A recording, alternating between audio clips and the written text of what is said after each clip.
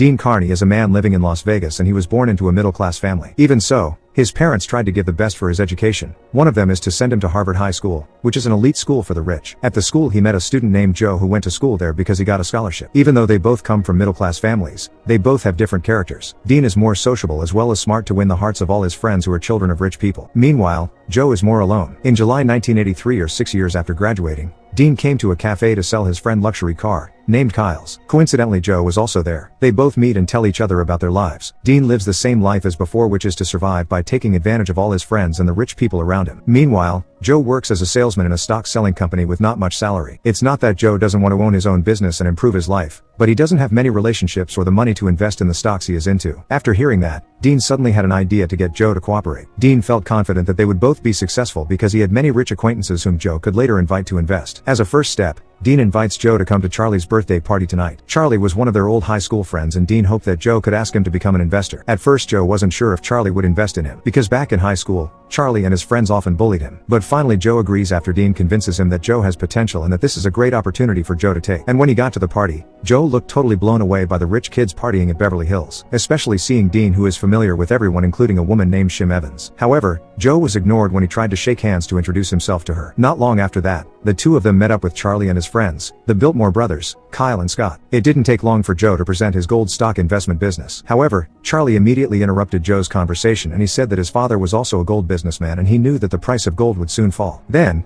Kyle begins to realize that Joe is his lousy high school friend. In the end, the presentation failed. Joe returns home with nothing and he feels pessimistic about being able to run a business with Dean. However, there is a magazine that tells the success story of Steve Jobs which later inspired him. And without wasting any time, that night Joe came up with a strategy and a new mindset. He would no longer offer Charlie an advantage, but rather recognition or self-respect. Because Joe knew they were rich kids wouldn't care about investment techniques. Dean thought that would make sense and he immediately gave him $10,000 as initial capital, which he admitted was an apology money from Kyle. He hoped Joe could double it to $20,000 so Charlie and his friends would be willing to join in on the investment. Then Joe invested the money in a gold stock and luckily in 3 weeks they both made a 35% profit. Every day Joe always keeps an eye on market developments, until the day when they will tell the success to Charlie and his friends. While they were on their way, before reaching Charlie's house, Dean stopped by to deliver an order for expensive wheels belonging to a rich man named Ron Levin. Ron is a former stock player now retired and in the business of managing every tender for the rich. After getting acquainted, Joe took the time to read the stock news in today's paper. Instantly, he felt shocked when he read that gold stocks had experienced a very significant decline. Ron, who had worked at a stockbroker, immediately guessed that Joe had suffered a loss. Joe shied away from it and he tried to be calm and said the stock had been withdrawn since yesterday. Upon arriving at Charlie's house, Joe informs Dean that they have lost 50% and he plans to return the remaining $5,000 to Kyle. Dean was naturally shocked when he heard the news, and he honestly said that the money wasn't apology money but money from selling Kyle's car that he hadn't given Kyle. The two of them had an argument and Dean was adamant that the presentation had to go on because this was an opportunity that couldn't possibly come a second time. When everyone had gathered, Dean opened his presentation, while Joe thought as he looked at his record of losses. And that's moment Joe bravely took a big risk. He takes the idea to lie to Charlie and his friends by turning losses into gains. Joe confidently introduces his business and offers a great opportunity to become someone beyond their father's control and at the same time known for his own success. They were offered to be the main investors for Joe's new company called BBC, a company that would venture into the world of stocks or any business that could generate a lot of money. As evidence, Joe gave Kyle a check for $5,000 which Joe recognized as investment gain. Meanwhile, the remaining $10,000 are still kept intact in the form of gold stocks. Kyle was shocked because the money from the sale of his car was used without permission. But because he was already tempted by the check, he finally didn't mind it. He even invited Joe to eat together tonight. Before leaving, Joe asked Dean if they had to be willing to invest at all costs so the money could be used to buy stocks to cover the losses. In the evening they went to Spago, an elite restaurant in Beverly Hills. This time,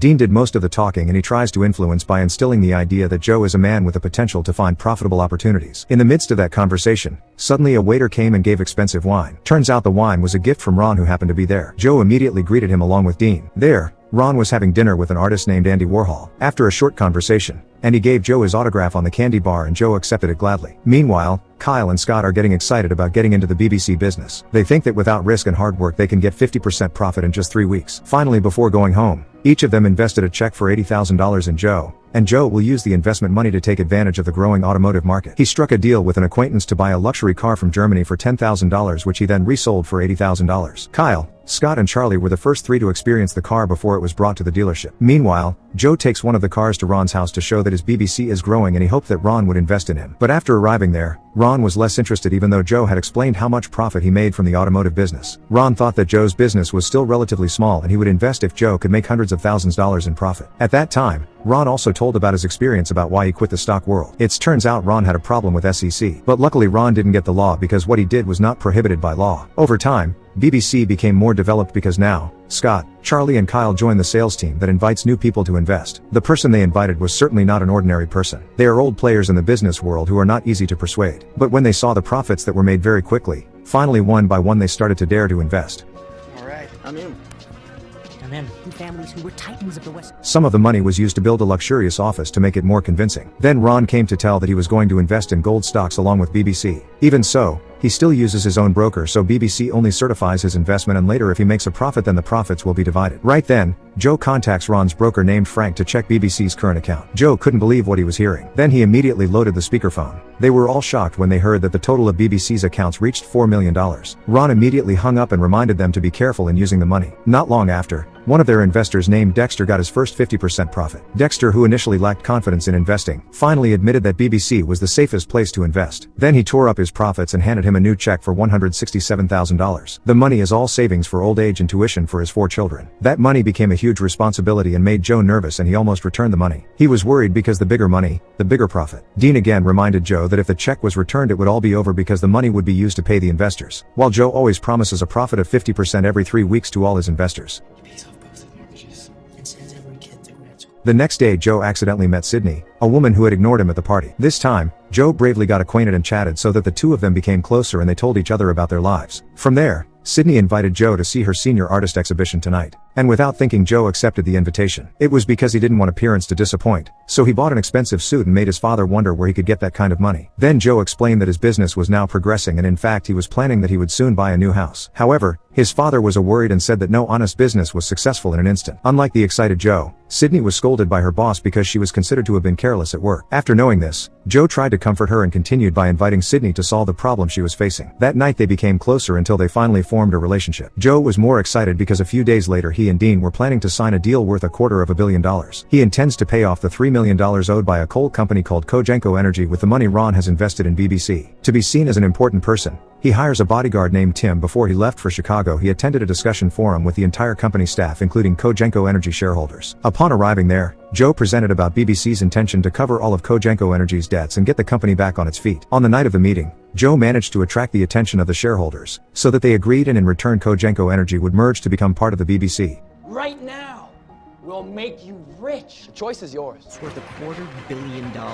A few weeks later, after the deal with Cogenco Energy was successful, Joe intended to buy a luxury house while Dean was worried because until now no investors have come in. While this week they have to pay profits to all their old investors. Joe responded casually and he thought this week Ron would transfer gold stock profits through his broker, because last week gold experienced an increase. Not only that, which makes Joe feel calm because he is sure that soon their agreement with Cogenco Energy will be formalized and there will be money coming in from the shareholders. Finally, Dean forgot about his worries because now he too was enjoying the comforts of the luxurious house. Then Joe invited Sydney to live there and the house was also used as a place to gather and celebrate Christmas together. Everyone seemed happy to enjoy the excitement of the party being held. But behind that, no one knows that Joe is starting to find it difficult to pay profits for investors. Turns out Ron hadn't sent the BBC share yet. And when pressed, Ron simply replied that he had ordered his broker to send the money to the BBC account. That night, Charlie, Kyle and Scott urged Joe to immediately pay the disbursement of their father's profits. Joe immediately diverted it by giving his 3 friends $500,000 in stock so that they forgot about the bill for a moment. 500.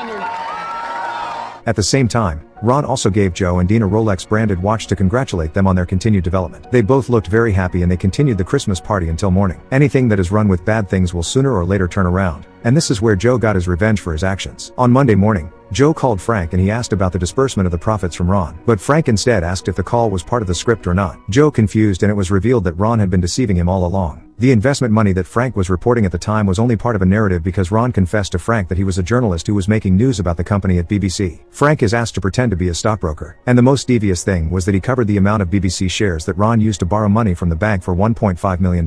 Joe and the rest of his team really feel cheated as another fact also comes to light that Ron is actually under triple state surveillance for bank breaches, theft, check fraud, and money order fraud. Joe is very angry with Sydney, because without Ron's money the deal with Cogenco Energy will be cancelled. And that means BBC doesn't have the funds anymore to pay all investors' profits. Joe revealed that he trusted Ron a lot and he was very happy to get a Rolex watch which he thought was the best gift he had ever received. However, Joe is fooled when Sydney knows that a genuine Rolex watch does not make a sound when the seconds are ticking. Sydney tries to calm Joe down by taking him on vacation to another city, but Joe refuses. Either way he must be responsible and try to pay off all the investors' money. Joe, Dean, Charlie, Kyle and Scott finally get together and they begin plotting revenge against Ron. Dean thinks it's time to teach a lesson, because Ron is a con man who is unlikely to report to the police. Charlie, Kyle and Scott were also supportive. In fact, one by one they revealed how they were going to torture Ron to their satisfaction, which Joe wrote down on a piece of paper. In the evening, Joe and Tim prepare to come to Ron's house. Before entering, Joe reminded Tim not to hesitate to beat Ron until he actually handed over the money. Then Joe came in and admitted that he was being chased by investors. Not long after that, Tim arrived and Joe immediately asked for the money Ron had borrowed from the bank in BBC's name. Ron,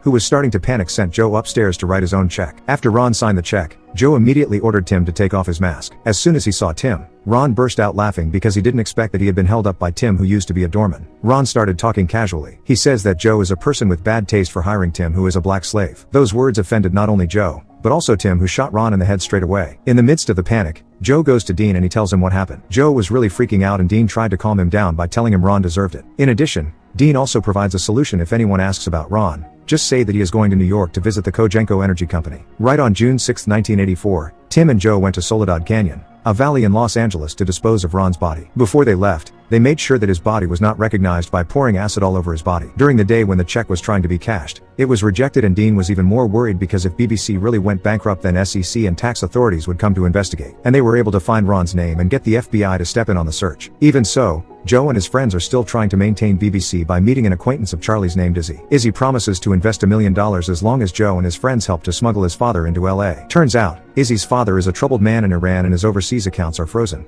So the only way is to take him to LA and later the money will be dispersed with the help of a friend. On July 30, 1984, Joe and Dean began smuggling using a large chest. But when everything was ready, Izzy's father refused because he was not willing if he had to go in and stay in the crate during the trip. Dean gets emotional and plans to force Izzy's dad because he's upset. He had already spent a lot of money to prepare the whole plan. Luckily, Izzy's father suddenly passed out after using too much opium. And without thinking, they immediately put him in a crate to be immediately taken to LA using a car box. The long journey didn't even make Izzy's father aware. When he arrived at his destination, even Dean thought that Izzy's father had died. Luckily, when checked, Izzy's father's pulse was still throbbing and Tim thought he had just overdosed. While waiting for Izzy's father to wake up, Joe meets Sydney to ask her to flight to another city. However, this time Sydney refused because tonight she was going to show off her work and she couldn't just leave her big opportunity behind. They both argued fiercely, even though Joe had explained the various problems he was facing. It doesn't stop there. There are already many investors in the office who have asked for all their investment money to be returned. Kyle and Scott, who could not stand it, chose to leave the company and just left. Meanwhile, Dean is still looking after Izzy's father, who is still unconscious. Unexpectedly, when Dean was smoking, Izzy's father woke up and immediately attacked. Dean almost died, but luckily Joe arrived just in time. The fighting stopped and Joe immediately tried to find a rope to tie Izzy's father so he wouldn't rebel again. At that time, unexpectedly Izzy's father tried to reach the phone for help, so Dean, who was there at that time, without thinking immediately strangled him to death. Dean and Joe immediately discuss how to faking the death of Izzy's father, because no one would believe him if he died of an overdose. Dean suggests throwing him in the desert and putting his cremation in to hand over to Izzy. That's moment Joe felt that everything was getting out of control and he intended to end and admit his mistake. But Dean refuses because he thinks Joe has wasted everything that has been built so far. Joe finally follows Dean's advice, but after disposing of Izzy's father's body, he insists that when the money is out he will return all the investors' money and quit for good. That night, Joe returned to his father's house and with all his embarrassment, he asked his father for help to be a witness for the disbursement of Izzy's father's check. Joe didn't say much, he just said that what his father had said all along was true,